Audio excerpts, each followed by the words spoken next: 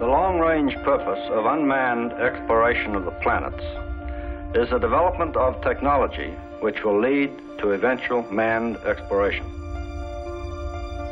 Scientifically, our objective is to assist in answering two basic questions. What, if any, life forms exist on the planets, and how has the solar system been formed? I think one thing that must set apart JPL from other places is the willingness to take on challenges. To be part of two great American institutions, Caltech with its legacy of academic excellence, and NASA, which gives us the foundation and the backing to reach for the stars, to look for answers. JPL has this tremendous tradition of being the first to do many things. This legacy of firsts allows you to dream big. And you feel like you want to keep that track record going. You want to contribute to the next first. It is far better to dare mighty things even though we might fail, than to stay in a twilight that knows neither victory nor defeat. I don't know what can be more exciting than that, when you're creating the science, creating the knowledge, creating the technologies. The quest is the culmination of all these efforts we're doing. It's bigger than any one of us. It's a quest for all of us.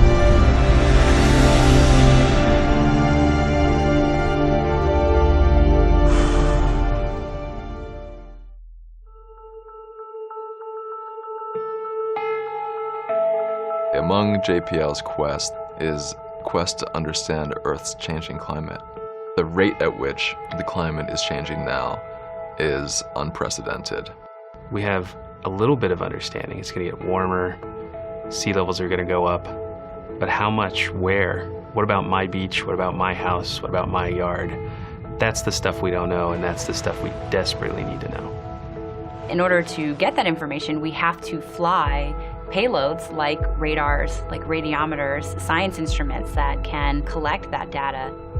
Water is important to all forms of life, including us as human beings on this planet. So understanding the water cycle is important to understanding what resources we have in different places, who's likely to be affected by drought, who's likely to be affected by floods, who's likely to be affected by storms, and understanding hazards around the planet.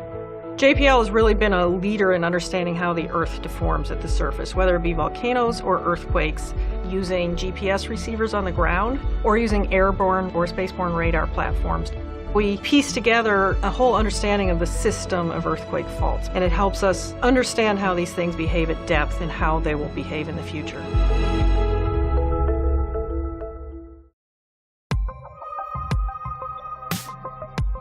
Mars is a great candidate for trying to answer this question about life in the universe by focusing in on places on Mars that could have supported life 3 billion years ago. That's the quest we have with Curiosity. We've been following the water. We've been establishing habitability. And then the third following question is there potential for there to be life today? The Curiosity-like rover, Mars 2020, will go there with an increased challenge of finding signatures of past life, both as it drives around and in samples that it will put together in a collection that will one day be brought back to Earth.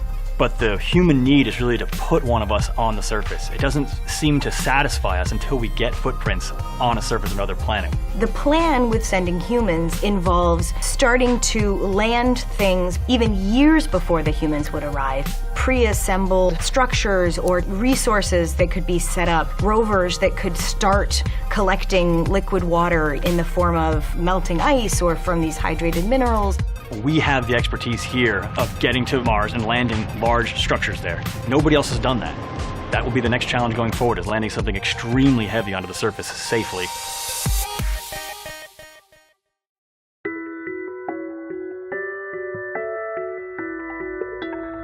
When we go to another planet and we look at it with another set of instruments and we get a deeper look, we always come up with answers and we always come up with more questions.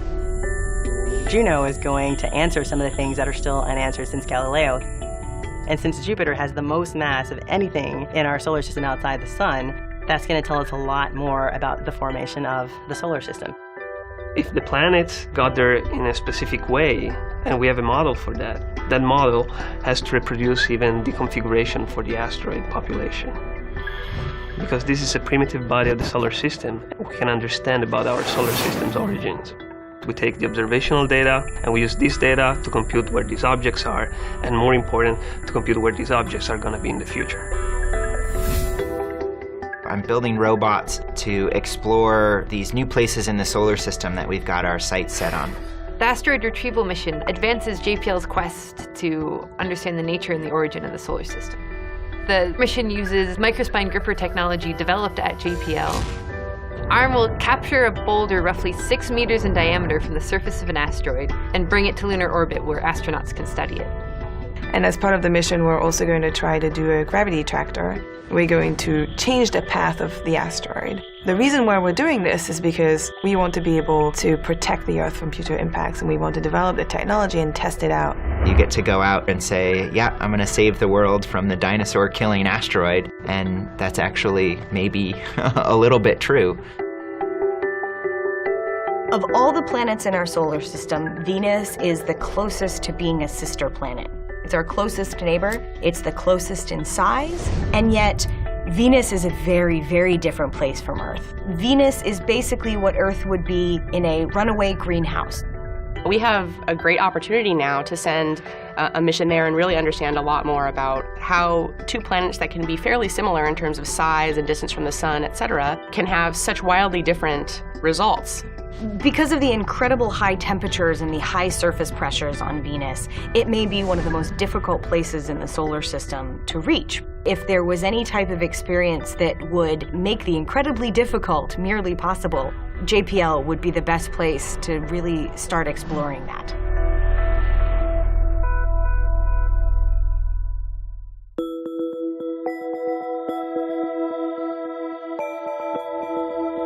Everywhere we've looked on this planet, on Earth, where we see liquid water, we see evidence for life. And so one of JPL's quests is to look at the icy satellites of the outer planets. These are places where we see an icy surface and we see tantalizing evidence of liquid water beneath the surface.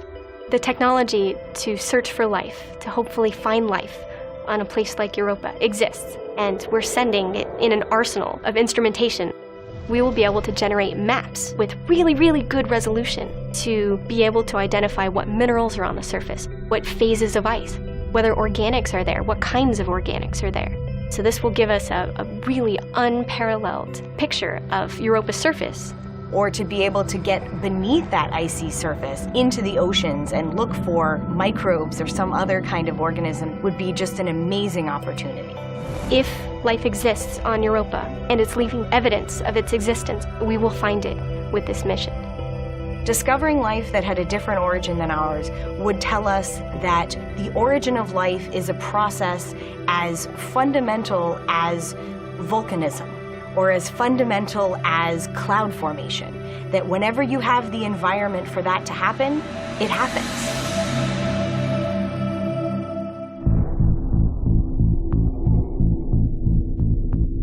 JPL's quest is to help answer one of the timeless questions certainly asked by the first Homo sapiens when they looked out onto the night sky.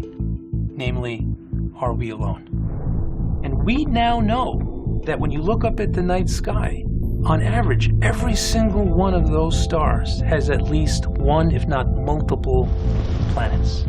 This is why it's this moment in time that is a real shift for us at JPL.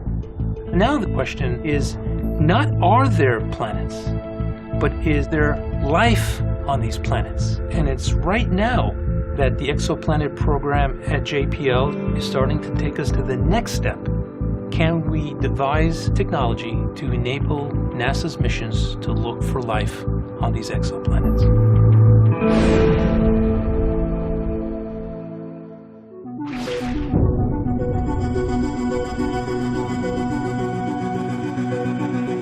How much star formation happened? When? Where were these critical junctures that put a lot of energy from star formation into the universe? I want to understand the constituents of the universe. That is, what is the universe made of? The universe is primarily dark energy, which is this mysterious substance that's causing the universe to expand faster and faster. There's a lot of infrared information that you can get from supermassive black holes. Not the black holes themselves, but you can study them by what's going into them. and the supermassive black hole evolution seems to somehow quench star formation at a certain point in a galaxy.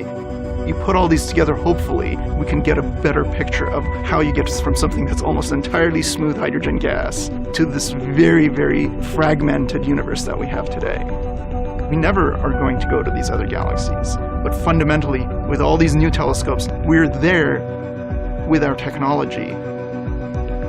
I always wondered whether the people in the Renaissance knew they were living through the Renaissance, that this was a critical time. I know I'm living through the golden age of astronomy. The technology, particularly stuff being developed here at JPL, is making it possible for us to answer these questions.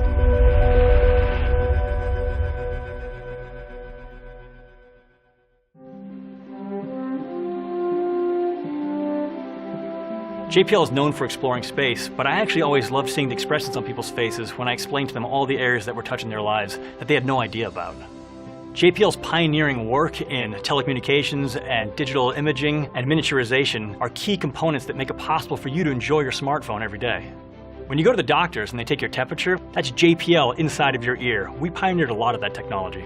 And because we're a federally funded research and development center, commercial companies or government agencies can come to JPL for any resource, whether it's building a satellite or helping the Department of Defense protect soldiers or helping find people buried in rubble after an earthquake. That's one of the things I'm most proud of about being at JPL is what we offer to the public. There are a lot of purposes JPL has: to explore, to learn, to innovate. But the ultimate purpose, for me anyways, is to inspire. Almost across the board, when you talk to the public, people are blown away by what we do here. People are stunned and amazed when they see the stuff that goes on here firsthand. And I think it's a privilege for us to engage with them and to share. When you bring them on the journey, people feel like they're explorers themselves. They have the great excitement of the discovery, and they understand why you want to do this. It really sort of reminds you of why you're doing what you do. Everyone needs inspiration and hope. A lot of what I've seen JPL give to the world is that kind of sense. You go talk to a group of school kids, it puts everything into perspective. It shows you what a privilege it is for us to get to work on these problems. One of the things I love the most about JPL is that I'm working in a community of people who are inspired by what they are doing and feel that their work is really meaningful. We are exploring space to the benefit of the species. That's a tremendous privilege.